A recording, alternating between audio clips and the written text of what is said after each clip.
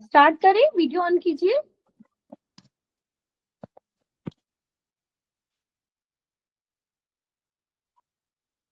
दमयंती, आप कहाँ से हैं, किस क्लास में हैं?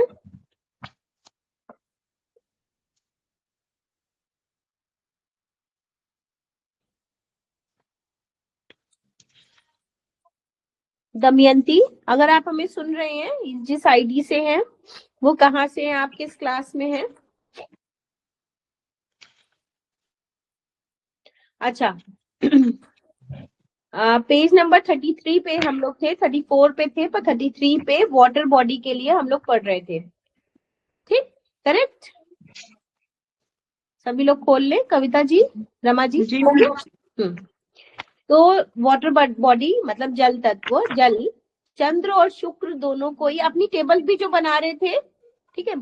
एक दिन हमारा 5 बजे क्लास है वाटर, वो फास्टिंग पे, एक दिन ये, तो मैं कंफ्यूज ही हो जाती हूँ कि मैं पढ़ा क्या रही थी। कंटिन्यूअस क्लास में प्रॉब्लम हो जाती है। तो जो टेबल हम लोग बना रहे थे उसमें आगे आकाश तत्व लिखा था, फिर वायु लिखा था, फिर जल की बात थी, है ना। तो जल में चंद्र तथा शुक्र दोनों को ही जल तत्व का ग्रह माना गया है, तो ग्रह के नीचे आ जाएंगे। इसलिए जल तत्व का स्वामी ग्रह चंद्र और शुक्र दोनों ही हैं। इस तत्व का कारकत्व रस को माना गया है। शब्द था, रूप था, रस है ना। इन दोनों का ही अधिकार रुधिर मतलब ब्लड सर्कुलेशन पर माना गया है। हाँ, ब्लड सर्कुलेशन, वाटर, पानी, क्योंकि जल तरल होता है और रक्त भी तरल होता है। कफ धातु इस तत्व के अंतर्गत आती है, तो कफ लिखेंगे, धातु के नीचे कफ लिख देंगे। हाँ, विद्वानों ने जल के 4 गुण, शब्द, स्पर्श, रूप तथा रस। सबसे पहले आकाश तत्व में शब्द था, ठीक है। फिर वायु में था स्पर्श, अग्नि में था रूप, और अभी हो गया रस जल में। तो अभी जल के पास 4 हमारे गुण हो गए। यहाँ रस का अर्थ स्वाद से है। तो पहले हमने शब्द की बात की कानों से, फिर स्पर्श की बात की थी नासिका से, स्वाद की बात की थी जिह्वा से, और अब रूप की बात कर रहे हैं किससे? रस, रस की बात कर रहे हैं जीभ से, ठीक है। तो इनसे रिलेटेड जो ऑर्गन था उसका भी जिक्र कर रहे हैं। तो स्वाद या रस का संबंध हमारी जीभ से है। पृथ्वी पर मौजूद सभी प्रकार के जल स्रोत जल तत्व के अधीन आते हैं। जल के बिना जीवन संभव नहीं है। जल तथा जल की तरंगों का उपयोग विद्युत ऊर्जा के उत्पादन में किया जाता है। हम यह भी भली भांति जानते हैं कि विश्व की सभी सभ्यताएं नदियों के किनारे ही विकसित हुई हैं। जल के देवता वरुण तथा इंद्र को माना गया है, तो देवता के नीचे लिखिए, और ब्रह्मा जी को भी जल का देवता। तो इनमें देवता में आप 3 देवताओं के नाम लिख दीजिए, वरुण, इंद्र और ब्रह्मा जी। अब आता है पृथ्वी तत्व, आखिरी। तो हमने पहले आकाश पढ़ा, फिर वायु पढ़ा, फिर अग्नि पढ़ा, फिर जल पढ़ा, अब पृथ्वी। इसका स्वामी ग्रह बुध है। इस तत्व का कारकत्व गंध है। इस तत्व के अधिकार क्षेत्र से हड्डी तथा मांस आता है। तो हड्डी और मांस ये भी लिख सकते हैं। अधिकार क्षेत्र जो होगा उस पर सबसे ज्यादा प्रभाव पड़ेगा। अगर मान लीजिए किसी की हड्डी और मांस में, फ्लश जो हमारा मांसपेशियां बनाती हैं, उसमें तकलीफ आनी शुरू होती है, तो कहेंगे पृथ्वी तत्व की कमी है, ठीक है। तो पृथ्वी तत्व बढ़ाने से सबसे ज्यादा फायदा हमारा हड्डी और स्केलेटल सिस्टम और मांस पे आएगा, ठीक है, फ्लश पे आएगा। तो पृथ्वी तत्व कितना है शरीर में, ये देखने के लिए हमें जो तत्वों के अधिकार क्षेत्र हैं उनको जानना आवश्यक है, ठीक है। तो इस तत्व के अंतर्गत आने वाली धातु क्या है? वात, पित्त और कफ तीनों ही आती है। तो कहीं पर आपने वात लिखा था, कहीं पे पित्त लिखा था, और इसमें वात, पित्त, कफ तीनों ही है। विद्वानों के अनुसार पृथ्वी एक विशालकाय चुंबक है। इस चुंबक का दक्षिणी सिरा भौगोलिक उत्तरी ध्रुव में है, और इसी कारण दिशा सूचक चुंबक का उत्तरी ध्रुव सदा उत्तर दिशा को ही संकेत करता है। तो जो पृथ्वी का चुंबक है वो दक्षिण सिरा उत्तरी ध्रुव की ओर है, और नीचे जो लिखा है सूचक चुंबक का उत्तरी ध्रुव सदा उत्तर दिशा का संकेत करता है। पृथ्वी के इसी चुंबकीय गुण का उपयोग वास्तुशास्त्र में अधिक होता है। इस चुंबक का उपयोग वास्तु में भूमि पर दबाव के लिए किया जाता है। वास्तुशास्त्र में दक्षिण दिशा में भार बढ़ाने पर अधिक बल दिया जाता है। हो सकता है इसी कारण दक्षिण दिशा की ओर सिर करके सोना स्वास्थ्य के लिए अच्छा माना गया है। यदि इस बात को धर्म से जोड़ा जाए तो कहा जाता है कि दक्षिण दिशा में पैर करके ना सोएं, क्योंकि दक्षिण में, ठीक है, अच्छा सुनो, कंफर्ट ले आना, कंफर्ट मछली पापा से पैसे वाले या दिन था, कंफर्ट भी ले आना हमका या नहीं आओ तो नाम सही बताओ, मैं समझ एक सेकंड। वो जो मच्छर मारने वाली अगरबत्ती होती है तो पैसा उन लोग 15 की मिल जाता है। 15 रुपए की? हाँ 15 रुपए के एक पैकेट। ये ले लो ना, देना उसको, और 5 रुपए ले लो। वहां पड़े भैया की टेबल पे टूटे पैसे, ले लो वहीं से, पीछे जाओ। सॉरी। इस कारण दक्षिण दिशा की ओर सिर करके सोना स्वास्थ्य के लिए अच्छा माना जाता है। यदि इस बात को धर्म से जोड़ा जाए तो कहा जा सकता है कि दक्षिण दिशा की ओर पैर करके न सोएं, क्योंकि दक्षिण में यमराज का वास होता है। पृथ्वी अथवा भूमि के 5 गुण, अभी क्या धीरे धीरे गुण बढ़ते जा रहे हैं। तो हमारा शब्द था, स्पर्श था, रूप था, स्वाद तथा आकार माने गए हैं। ठीक है, अभी आकार भी हो गया क्योंकि पृथ्वी की अपनी एक आकृति है, ऐसे भी इसको याद कर सकते हैं। ठीक है, पृथ्वी पूरा ग्लोब की तरह है और मिट्टी को भी हम एक शेप दे सकते हैं, आकार माने गए हैं, आकार तथा भार के साथ। ठीक है, बीज का सिक्का या देखो, जब मिला के तेल दिखाई और पैसा मत आकार तथा भार के साथ गंध भी पृथ्वी का विशिष्ट गुण है, क्योंकि इसका संबंध नासिका की घ्राण शक्ति से है। ठीक है, तो मिट्टी की अपनी खुशबू भी है, इसलिए गंध भी इसके अंदर आएगा। तो शब्द, स्पर्श, रूप, स्वाद, आकार और गंध, क्योंकि इसका संबंध नासिका की घ्राण शक्ति से। तो ये क्लियर है सभी को? उपयुक्त विश्लेषण से यह निष्कर्ष निकलता है कि पंच तत्व मानव जीवन को अत्यधिक प्रभावित करते हैं। उनके बिना मानव तो क्या, धरती पर रहने वाले किसी भी जीव के जीवन की कल्पना ही नहीं की जा सकती। इन 5 तत्वों का प्रभाव मानव के कर्म, प्रारब्ध, भाग्य तथा आचरण पर भी पूरा पड़ता है। जल यदि सुख प्रदान करता है तो संबंधों की ऊष्मा सुख को बढ़ाने का काम करती है, और वायु शरीर में प्राण वायु बनकर घूमती है। आकाश महत्वाकांक्षा जगाता है। पृथ्वी सहनशीलता व यथार्थ का पाठ सिखाती है। यदि देह में अग्नि तत्व बढ़ता है तो जल की मात्रा बढ़ाने से उसे संतुलित किया जा सकता है। यदि वायु दोष है तो आकाश तत्व को बढ़ाने से संतुलित रहेंगे। ठीक है, किसी को गैस्ट्राइटिस ज्यादा है तो हम उसको उपवास कराएंगे, और किसी को एसिडिटी ज्यादा है तो हम उसको पानी ज्यादा पिलाएंगे। ठीक है, तो इस तरीके से समझ के कॉम्पनसेट किया जाता है कि क्या चीज फायदा करेगी।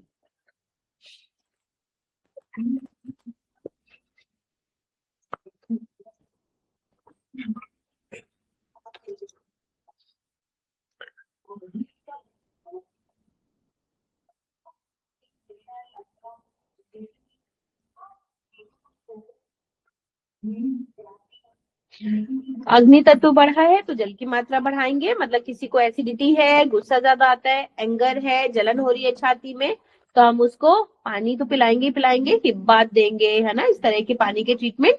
और अगर वायु दोष है तो हाँ, आकाश तत्व मतलब उपवास कराने से फायदा होगा। ये पंच महाभूत असंतुलन त्रिदोष पैदा करते हैं।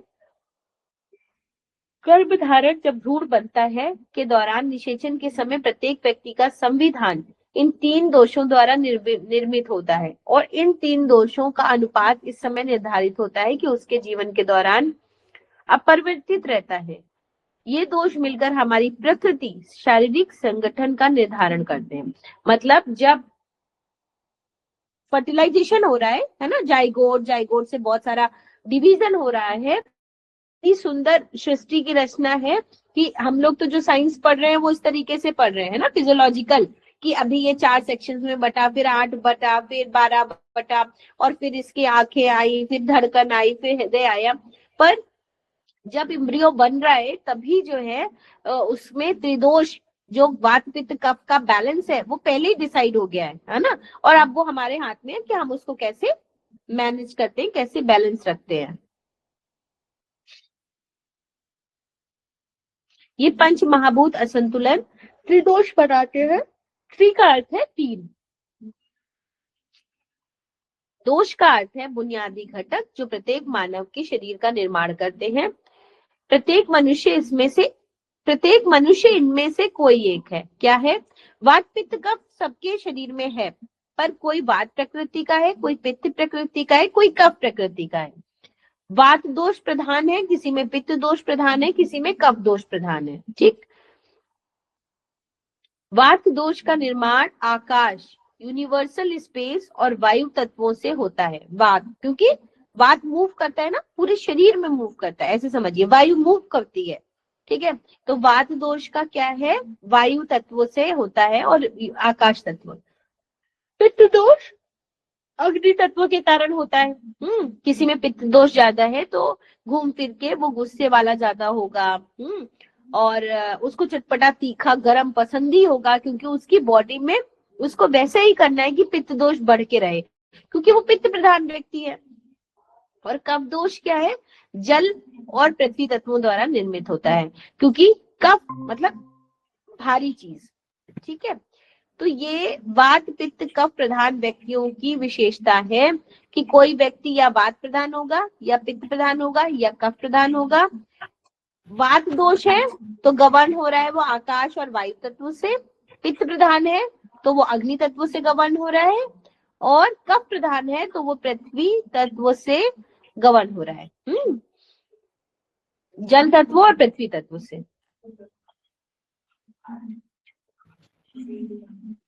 प्रत्येक मानव शरीर वात पित्त और कफ का एक सुव्यवस्थित मिश्रण है। आदर्श संतुलन की स्थिति में होने पर ये दोष व्यक्ति को स्वस्थ स्थिति प्रदान करते हैं, लेकिन जब असंतुलित होता है तो रोग उत्पन्न होता है। महत्वपूर्ण हमारा दृष्टिकोण और व्यवहार है जो स्वास्थ्य को बनाए रखने में मदद करता है या इसके विपरीत बीमारियों का एक श्रृंखला लाता है। इस प्रकार स्वास्थ्य समस्याओं से बचने के लिए संतुलित सात्विक आहार या भोजन का सेवन, नियमित योग, व्यायाम और समय पर दवा की वकालत की जाती है। ठीक है, तो मतलब हर किसी की बॉडी में वात पित्त कफ का एक संतुलित अगर बैलेंस होता है, हार्मोनी होता है, तो वो व्यक्ति स्वस्थ कहलाता है। पर समय समय पर किसी एक व्यक्ति में भी समय समय पर according to weather, according to उसकी प्रॉब्लम, कभी वात बढ़ाए, कभी पित्त बढ़ाए, कभी कफ बढ़ाए।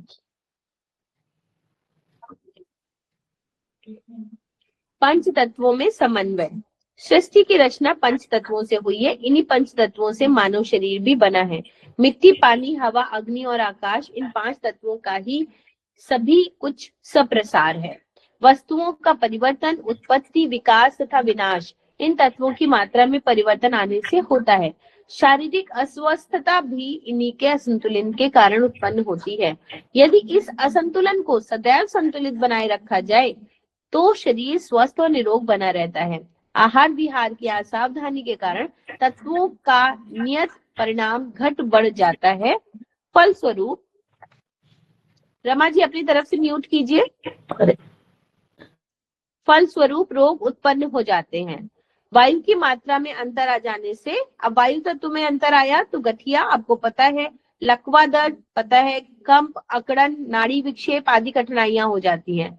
अग्नि तत्व के विकार से फोड़े, फुंसी, रक्त पित्त, हैजा, दस्त, क्षय, श्वास, पीलिया आदि रोग हो जाते हैं। जल तत्व की गड़बड़ी से जलोदर, पेचिस, संघरणी, बहुमूत्र, प्रमेह, प्रदर, जुखाम आदि रोग हो जाते हैं। पृथ्वी तत्व बढ़ जाने से फील, पांव, तिल्ली, जिगर, रसौली, मोटापा आदि व्याधियां उत्पन्न हो जाती हैं। आकाश तत्व के असंतुलन से मूर्छा, मिर्गी, उन्माद, पागलपन, अनिद्रा, भ्रम, घबराहट आदि लक्षणों का आक्रमण होता है। 2, 3 या 5 के मिश्रित विकारों की मात्रा के अनुसार एक या अधिक रोग हो सकते हैं। तो जैसा कि मैंने पढ़ा, अगर आप इसको थोड़े से ध्यान से देखेंगे तो देखिए, जब हम कहते हैं फोड़े फिंसी निकल रहे हैं तो क्या कहते हैं कि गर्मी बढ़ी हुई होगी, आम नुकसान कर दिया, बहुत तेज गर्मी है, तो वैसे ही अग्नि तत्व बढ़ा हुआ है। हाँ? तो अग्नि तत्व बढ़ा होगा तो क्या बढ़ाएंगे, पानी के ट्रीटमेंट, जल चिकित्सा करके जल द्वारा ठीक कर ले जाएंगे।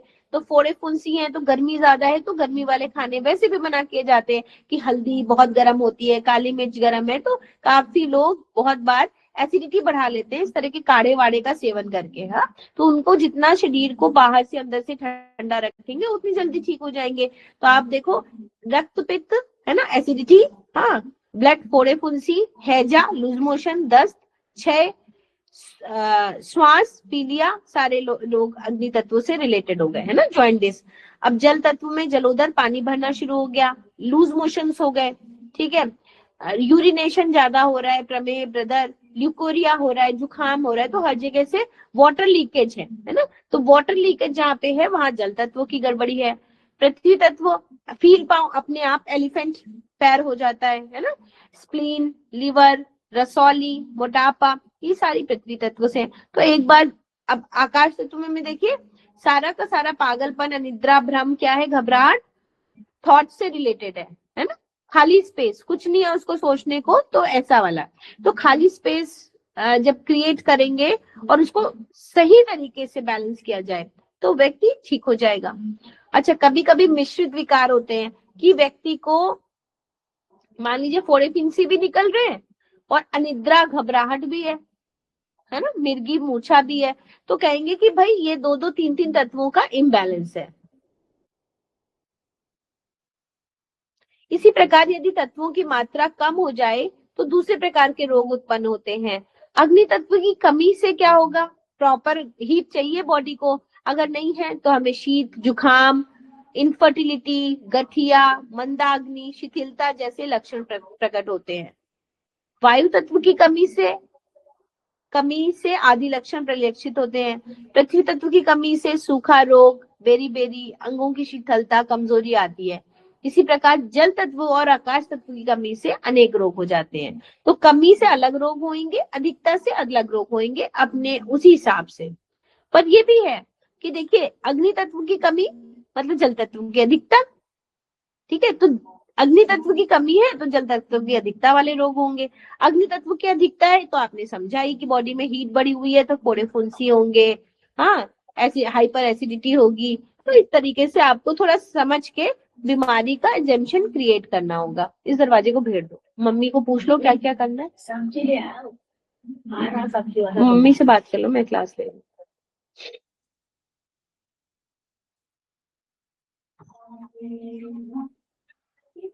पृथ्वी तत्व को ग्रहण करने के लिए प्रतिदिन प्रातः काल किसी पार्क, मैदान अथवा किसी स्वच्छ स्थान पर प्रतिदिन आधा घंटा नंगे पांव टहलना चाहिए। इनसे पैरों द्वारा शरीर का संचित विजातीय द्रव्य खिंचकर जमीन में चला जाता है और घास की तरावट से पैर ठंडे होते हैं। ये ठंडक मस्तिष्क तक पहुंचती है और शीतल बनाए रखती है। भ्रमण के समय यदि यही भावना भी रहे कि पृथ्वी की जीवनी शक्ति पैरों के द्वारा अवशोषित होकर संपूर्ण शरीर में व्याप्त हो रही है और समस्त शरीर का विष खींचकर पृथ्वी माता हमें निर्मल व स्वस्थ बना रही है, तो अधिक लाभ होगा। ऐसा आज रिसर्च प्रूवन है। डॉक्टर विश्वरूप चौधरी, हाँ, 0 वोल्ट थेरेपी कर रहे हैं। तो उसपे जो 0 पैसे की चिकित्सा थी कि लोग नंगे पैर वॉक करते थे, है ना, और घास और कच्ची जगह ज्यादा थी, आज उस पे कितना पैसा कमाया जा रहा है ना, क्योंकि सारे सारे मकान पक्के हो गए हैं, है ना। इनफैक्ट हम जहाँ पर योग सिखाते हैं, मेरे पास 2500 स्क्वायर फीट का गार्डन है, पर हमने भी उसमें बीच में ट्रैक बनवाया क्योंकि उसको मैनेज करना मुश्किल हो रहा था, है ना। नेचुरल घास इतनी होने के बाद भी पेड़ खूब सारे हैं पर नेचुरल घास नहीं, हमें आर्टिफिशियल घास की मैट डाली है। तो जो आज के सिनेरियो में चीजें हैं वहां पर चलने के लिए बहुत कम जगह बची है ना। जब हम टहलने भी जाते हैं तो हम पार्क में शूज पहन के ट्रैक पे चलते हैं, वहां पे भी जो गीला जगह होगी मिट्टी वाली, उसमें बहुत सारी पॉटी और ये सब पड़ा होगा। तो ये बहुत बड़ी विडंबना है कि बहुत बढ़िया घास जिसपे हम चल सके ऐसे ट्रैक आजकल नहीं मिलते। ठीक है, बट हमें ऐसी चीजों की समझने की जरूरत है कि हमें 0 वोल्ट थेरेपी की आवश्यकता क्यों। ठीक है, अगर हम पैर जमीन में रख करके 10 मिनट बैठ सकते हैं तो हमें ऐसी प्रोविजन रखना चाहिए। मेरे पास तो 0 वोल्ट मैट है। हाँ, तो आपने खरीदी है, ऑनलाइन मंगाई आपने?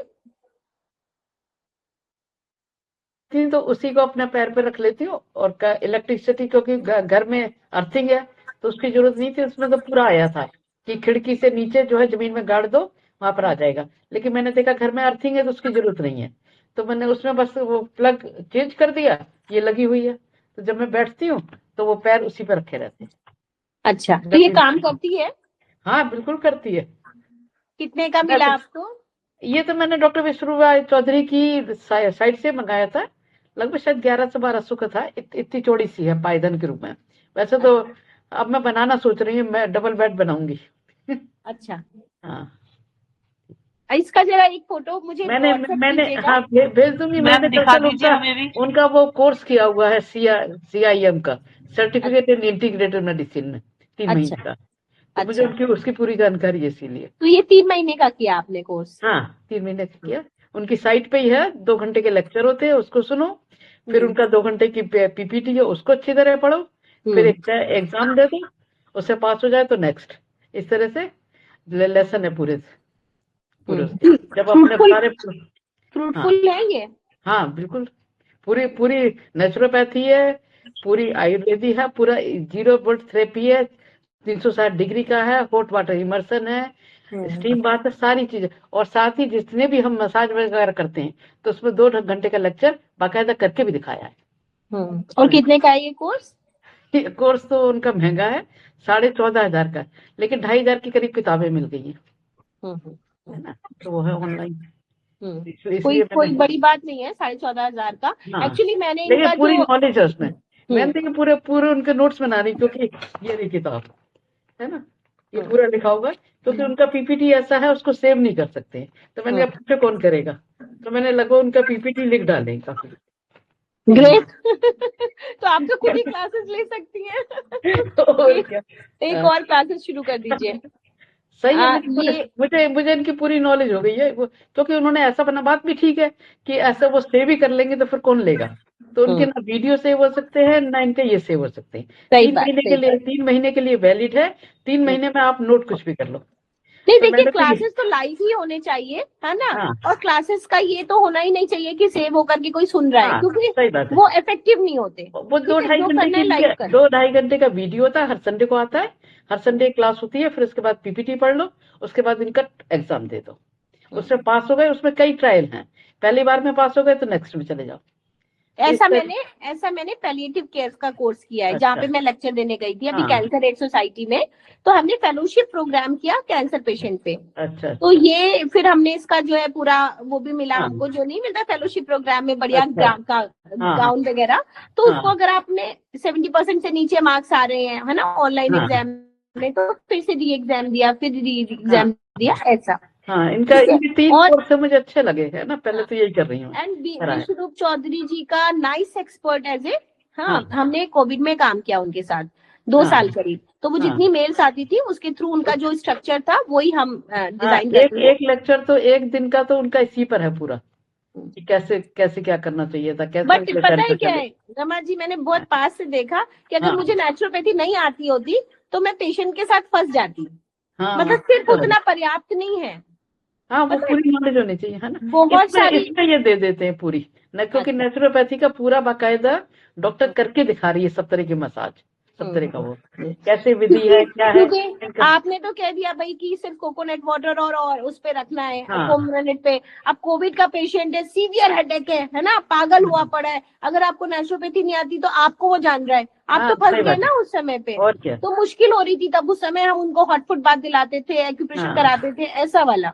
तो सही है। अगर अगर नया नया कोई होता ना तो बहुत मुश्किल आती। इनका एक और कोर्स अच्छा है, वैसे तो मेरे पास है डिप्लोमा इस चीज का, जो आजकल बहुत ज्यादा बढ़ेंगे, ADHD बच्चे, हम्म ऑटिज्म बच्चे, स्लो लर्नर, गिफ्टेड बच्चे बच्चे, तो इस तरह के बच्चों की प्रॉब्लम आ रही है। और इन्होंने उस पर एक लेक्चर भी रखा है, इसमें भी एक दिन का है, है ना, अच्छा तो अच्छा। उसका भी कोर्स है इनका। हम्म। हम इतना व्यस्तता रहती है, मुझे लगता है हम ज्वाइन कर लेंगे फिर नहीं कर पाएंगे, क्या है वैसा नहीं, वाला है, नहीं ऊपर तो। तो 3 महीने में नहीं करोगे तो उसका लिंक खत्म हो जाएगा। इसीलिए हम्म मैं 3 महीने में करके मैंने लिखने का भी प्रयास किया है। उनकी क्विज भी हम्म लिख लूं, ये भी लिख लूं, बाद में नोट्स तो रहेंगे मेरे पास। और किताबें हम्म, हैं ही, 5 किताबें भी ठीक है। दे दी उन्होंने पूरे में, है ना ये, ठीक है। है ना। आप मेरे लेकिन को आप, जरा लिंक फॉरवर्ड करिएगा, देखूंगी ठीक उसको, go ठीक through है, एक करूंगी। एक तो पूरी जीरो बोल्ट थेरेपी के पर है एक दिन का लेक्चर। ठीक ठीक। मेरे को बिल्कुल टाइम नहीं मिलता है कि हम उस तरफ देखें भी, क्योंकि पता है इसीलिए आधी से ज्यादा टाइम, मैं तो खाली हूँ ना, इसलिए कुछ ना कुछ ढूंढती रहती हूँ। आधी से ज्यादा टाइम पता है उनकी मार्केटिंग है, हाँ सही जबरदस्त बात। मार्केटिंग है। वही हॉट फुट बात, वही मतलब जो बाथटब है हमारा, जो अभी हम जल चिकित्सा में पढ़ेंगे, जो हाँ हम कब से करते आए हैं ब्लड प्रेशर के लिए, किडनी के लिए, आपने एकदम प्रेजेंटेबल बना दिया, मतलब आपने स्टेज पे दिखा दिया, कुछ कुछ ले आए, हाँ, तो वो बड़ा क्रिएटिव हो जाता है, लोगों तक पहुंच रहा है। बस पॉइंट इतना सा है कि अभी मेरे लिए वो बहुत आसान होगा समझना, मतलब मेरे लिए कोई बड़ा टास्क नहीं है उनकी बात को समझना, लेकिन उतना समय निकालना वो। पास हो जाओगे, एक हफ्ते भी कर लोगे, पर 3 महीने उनका लिंक वैलिड रहता है, उसके बाद हट जाएगा। ठीक ये बात है, ठीक बात है, मैं हाँ देखती हूँ। अच्छा, नाइस एक्सपर्ट भी वो 25,000 में बना रहे थे, पर नेचुरोपैथ के लिए फ्री ज्वाइनिंग थी, तो मैंने फ्री ज्वाइन किया था पूरा, और डिटेल आ गया, वो पढ़ा, और फिर मेल्स ट्रांसफर होती थी मेरे लिए, रजिस्टर्ड थी मैं वहां पे, तो करीब हमने 20-21 पेशेंट देखे होंगे ड्यूरिंग कोविड, उन्हीं की वेबसाइट के थ्रू। फिर सर्टिफिकेट आया, और बुक में भी नाम है, मेंशन्ड है कि उनकी नाइस एक्सपर्ट की बुक है, तो वो था। फिर एक दो बार अप्रोच किया, पर वहां पे पता नहीं मेरा लिंक है या मेरे को टाइम नहीं मिलता है कि वहां पे नहीं कुछ कनेक्ट हो पाती हूँ। चले आगे बढ़ते हैं। पृथ्वी तत्वों को ग्रहण करने के लिए प्रतिदिन प्रातः काल किसी पार्क, मैदान अथवा किसी स्वच्छ स्थान पर प्रतिदिन आधा घंटा नंगे पांव में टहलना चाहिए। इससे पैरों द्वारा शरीर का संचित विजातीय तत्व खींचकर जमीन में चला जाता है, और घास की तरावट से पैर ठंडे हो जाते हैं। ये ठंडक मस्तिष्क तक पहुंचती है और शीतल बनाए रखती है। भ्रमण के समय यदि ये भावना भी रहे कि पृथ्वी की जीवनी शक्ति पैरों द्वारा अवशोषित होकर संपूर्ण शरीर में व्याप्त हो रही है, और समस्त शरीर का विष खींचकर पृथ्वी माता हमें निर्मल स्वस्थ बना रही है, तो अधिक लाभ होगा। सही बात है, अगर इंट्यूशन के साथ आप मेडिटेशन करते हैं और किसी चीज का प्रभाव महसूस करते हैं, तो उसका फायदा होता है। नित्य स्वच्छ और ताजे पानी से स्नान करना चाहिए, इससे शरीर का स्फूर्ति, चैतन्यता और सजीवता मिलती है। जलनेति से मस्तिष्क ठंडा रहता है, एनिमा लेने से पेट साफ रहता है। पानी अधिक से अधिक परंतु धीरे धीरे पीना चाहिए, जिससे उसमें आवश्यक लार मिलती रहे, नहीं तो कोष्ठबद्धता की शिकायत हो जाती है। अग्नि तत्व को ग्रहण करने के लिए प्रातःकाल का धूप स्नान अच्छा साधन है। ठीक है, तो सीधी सी बात है, पानी हम लोग बहुत पीछे पड़े रहते हैं, आरओ है, फिल्टर है, यहाँ से आ रहा है, वहां से आ रहा है। अगर आप मुंह में सिप करके पानी पीते हैं, तो आपका सलाइवा अपने आप में इतनी ताकत रखता है कि उसको अल्कलाइन भी कर सकता है, उसको नॉर्मल टेम्परेचर पे ले आता है, और सलाइवा मिक्स होने से कॉन्स्टिपेशन नहीं होता और पानी एकदम शुद्ध हो जाता है।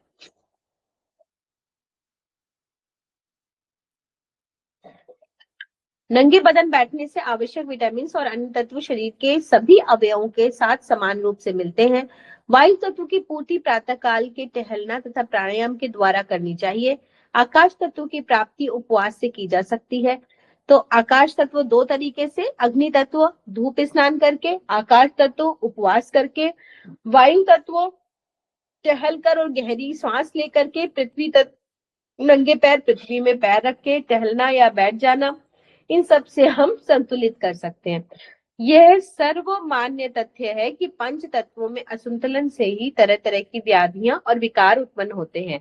अतः इस असंतुलन को मिटाना ही स्वास्थ्य को लौटाना है तथा संतुलन बनाए रखना स्वास्थ्यवर्धन है। पंचकोश मानवीय सत्ता जड़ शरीर तथा चेतन आत्मा के समन्वय से बनी है। इन दोनों खंडों के 5-5 भाग हैं। शरीर के जड़ पदार्थ को तत्व कहते हैं। तत्व 5 हैं: पृथ्वी, जल, अग्नि, वायु तथा आकाश। जीवन चेतना को प्राण कहते हैं। प्राण के 5 भाग हैं। क्या क्या है? प्राण, अपान, व्यान, समान, उदान। ठीक है, तो तत्व 5 हैं, और जीवन चेतना जो हमारी प्राण ऊर्जा है, जो हमारा बॉडी है पूरा, उसमें 5 भाग हैं। प्राण अपान व्यान समान उदान। तो अभी एक आप फिगर भी बना लेना कि कहाँ पे कितना प्राण है, कितना समान है, कितना उदान है, कितना व्यान है। ठीक, अब पंच तत्व और प्राण, 5 प्राणों का समन्वय से 5 कर्मेंद्रियां और 5 ज्ञानेंद्रियां बनती हैं। पदार्थों की इंद्रियां द्वारा जो अनुभूति होती है उन्हें तन्मात्राएं कहते हैं। ठीक, तन्मात्राएं 5 हैं। क्या क्या है? शब्द, रूप, रस, गंध, स्पर्श, जो कि गुणों के रूप में हमें तत्वों से पता चली थी कि शब्द जो है आकाश तत्व को रिप्रेजेंट कर रहा था, है ना। शब्द जो गुण है तन्मात्राओं में वो आकाश तत्व है, रूप अग्नि तत्व है, रस जल तत्व है, गंध पृथ्वी तत्व है, स्पर्श वायु तत्व है। ठीक है, ये हम लोगों ने अभी पढ़ा था उसमें गुण के बारे में। इन्हीं का विस्तार शरीर में दृष्टिगोचर होता है। ठीक, आगे कोश के बारे में और डिटेल है इसलिए वो पढ़ते हैं। कोश विज्ञान के अनुसार जीवन सत्ता को विभाजन 5 वर्गों में हुआ है। बीज के भीतर वृक्ष बनने की क्षमता तो आरंभ से ही विद्यमान रहती है, वह प्रकट तभी होती है जब उसे विधिवत बोया जाता है। 5 कोश भी तिजोरी के 5 तालों के भीतर संपत्ति की तरह समझे जा सकते हैं। ऊपरी परतों की अपेक्षा नीचे की परतें अधिक बहुमूल्य हैं एवं स्तर के अनुरूप वे एक के बाद एक ऊंचे होते चले गए हैं। तदनुरूप उनकी शक्तियों एवं सिद्धियां भी अधिक उच्च स्तरीय, अधिक महत्वपूर्ण होती चली गई हैं। ठीक, तो 5 कोश हमारे लिए बहुत महत्वपूर्ण है। आगे और है कोर्स का डिस्क्रिप्शन, क्योंकि मैंने पढ़ाया हुआ है लेक्चर, तब बताएंगे। प्राकृतिक जीवन पद्धति। कुछ लोगों का भ्रम है कि प्राकृतिक जीवन पद्धति का तात्पर्य जंगल जीवन व्यतीत करना तथा कच्चे खाद्य पदार्थों का सेवन करना है। वास्तव में प्राकृतिक जीवन पद्धति एक सरल, सामान्य, कम खर्चीली, जन सामान्य के लिए उपयोगी है। यहाँ हम कुछ प्रमुख प्राकृतिक नियमों एवं जीवन पद्धति का उल्लेख कर रहे हैं। श्वसन के नियम। वायु जीवन का आधार है। शरीर तभी तक स्वस्थ रह सकता है जब शरीर के सभी कोषाणुओं में आवश्यक वायु आपूर्ति होती है। प्रातः काल की वायु सबसे अधिक लाभकारी बताई गई है, अतः प्रातः काल का टहलना आवश्यक है। पूर्ण श्वास के लिए आवश्यक है कि हमारी नासिका साफ हो तथा चित्त शांत हो, लेकिन आज ना तो किसी के पास प्रातः काल टहलने का समय है और ना ही चित्त शांत रहता है। इसके साथ ही साथ प्रदूषित वातावरण के कारण शुद्ध वायु कम होती जा रही है। ऐसी दशा में रोग होना कोई आश्चर्यजनक बात नहीं है। भोजन संबंधी नियमों की बात करेंगे। प्राकृतिक नियम के अनुसार प्राकृतिक भोजन बलवर्धन, ज्ञानवर्धन, शक्तिवर्धन एवं रक्तवर्धन होता है। बलवर्धन, फिजिकल बॉडी बनती है, नॉलेज बढ़ती है, पावर आती है, स्ट्रेंथ आती है और ब्लड बढ़ता है। लेकिन आज अप्राकृतिक भोजन, खट्टे, कड़वे, अत्यंत मसाले युक्त, गुणहीन तथा मांसाहारी भोजन करने की आदत बढ़ती जा रही है। इस चिकित्सा शास्त्र का मानना है कि यदि उच्च रक्तचाप, मधुमेह, दमा आदि रोगों को दूर करना है तो शाकाहारी भोजन करना आवश्यक है, लेकिन इसका कोई विशेष प्रभाव नहीं पड़ रहा है। भोजन करने का एक समय निश्चित होना चाहिए, तभी भोजन शरीर के लिए लाभकारी होता है। साथ ही साथ भोजन के समय शांत चित्त होकर भोजन करना चाहिए, लेकिन आज सबसे अधिक शीघ्रता भोजन करने में की जाती है, जिसके परिणाम स्वरूप पाचन के लिए समुचित एंजाइम्स भोजन के साथ नहीं मिल पाते। यही कारण है कि आज अधिकांश व्यक्ति पेट के रोगों से ग्रसित है। प्राकृतिक नियम है कि भोजन करने से पहले शरीर व वस्त्र स्वच्छ एवं साफ होने चाहिए। भोजन करने के पात्र शुद्ध होने चाहिए, लेकिन आज सफाई के प्रति कई प्रकार की उदासीनता देखने को मिलती है। उदाहरण के लिए बिना हाथ धोए नाश्ता करना, अधिकतम कपड़े पहनकर भोजन करना इत्यादि। ठीक है, तो ये काउंसलिंग के काम आता है समझने के भी कि जब आप किसी को समझा रहे हैं तो पहले तो हम लाइफस्टाइल उसकी सुधारें कि वो कहाँ पे गलत है ना। तो अगर हमें नेचुरोपैथी से ठीक करना है तो हमें उसे प्रार्थना के साथ भोजन करना सिखाना होगा। ब्रेथ वर्क करिए, 10 भी गहरी सांस दिलवा दी तो विचलित कंडीशन जो है दिमाग की वो हट गई। ठीक, छुरी काटे हटवा दिए तो हाथ से भोजन कराया। तो जो हमने अभी वेलनेस रिट्रीट लगाते थे, हम उसमें मोबाइल जमा करा रहे थे, हम उसमें बोलने की परमिशन नहीं दे रहे थे, हम उसमें कांटा छुरी नहीं दे रहे थे, हाथ से खाइए, पंच तत्वों से खाइए, तो वो सीधा सीधा एक कनेक्शन ऐसे बन जाता है। तो जब धीरे धीरे आप माइंडफुल ईटिंग की तरफ जाते हैं, मतलब भोजन को आप इतनी देर देख रहे हैं फिर खा रहे हैं, तो सुकून से बैठ के खाना चाहिए कि 10-15 मिनट आप अपने भोजन को दो, पानी को दो, तो वो काम करता है और डाइजेशन भी अच्छा होता है। तो ये छोटी छोटी चीजें हैं जिनसे आप खुद तो कर रहे होंगे, लेकिन आप देखिए ठीक नहीं कर पाएंगे, किसी को समझा नहीं पाएंगे, है ना। जैसे कविता जी कह रही थी, है ना, तो डाइट से ज्यादा काउंसलिंग काम आती है।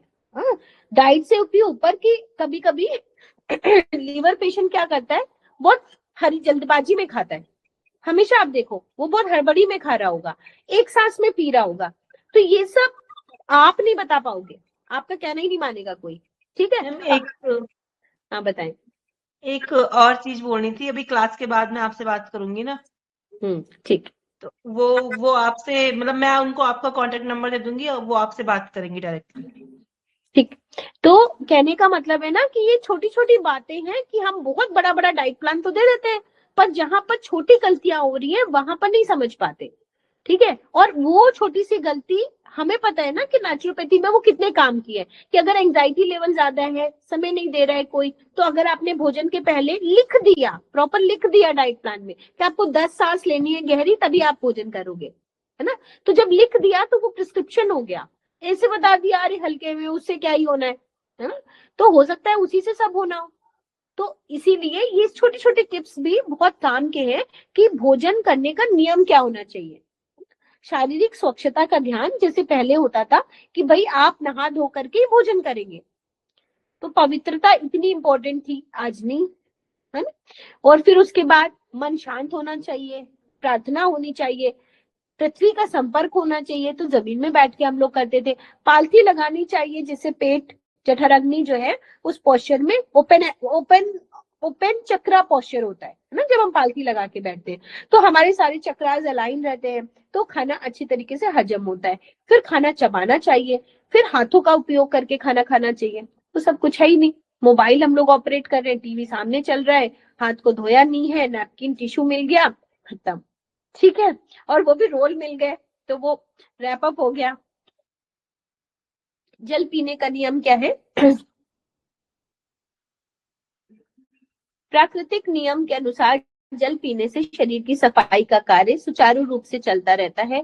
प्रातः काल उठकर जल का सेवन कर